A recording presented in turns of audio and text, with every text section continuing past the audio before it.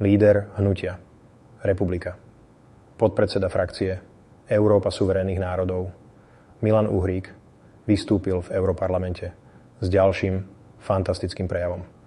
Európska únia chce posielať zase ďalšie balíky peňazí Ukrajine. Ako sám Uhrík uviedol, samozrejme, kto chce, môže posielať peniaze Zelenskému súkromne.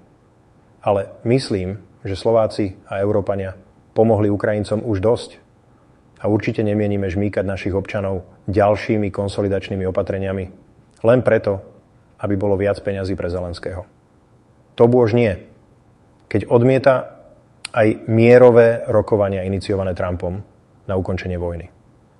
V každom prípade Európska únia by mala začať konečne riešiť problémy obyvateľov únie a nie celého sveta. Uhrík vo svojom prejave doslova hovorí, čo ešte chcete posilňovať a zrýchlovať na posielanie peňazí na Ukrajinu. Predsa 50 miliárd eur sme na Ukrajinu už poslali zo súčasného rozpočtu. Ďalších 100 miliárd eur je plánovaných poslať na Ukrajinu z budúceho rozpočtu. Desiatky miliárd eur išli na Ukrajinu v rámci rôznej mimoriadnej pomoci a stovky miliárd eur tam išli v rámci vojenskej pomoci. Čo na tom ešte chcete zrýchlovať a zväčšovať? Prepáčte, ale stále len Ukrajina sem, Ukrajina tam. Pomaly na týchto plénach neriešime nič iné?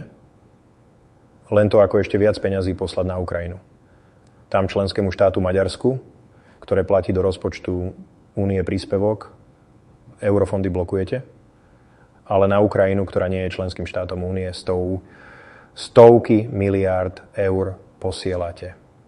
Rodinám na pomoc s bývaním alebo mladým na to, aby mali v Európe budúcnosť, peniaze nedávate, ale Zelenskému ich naďalej posielate. Toto nie je Ukrajinská únia pri všetkej úcte. Toto je Európska únia, ktorá sa má venovať európskym problémom. Ukrajina nie je stále členským štátom Európskej únie a dlho ani nebude.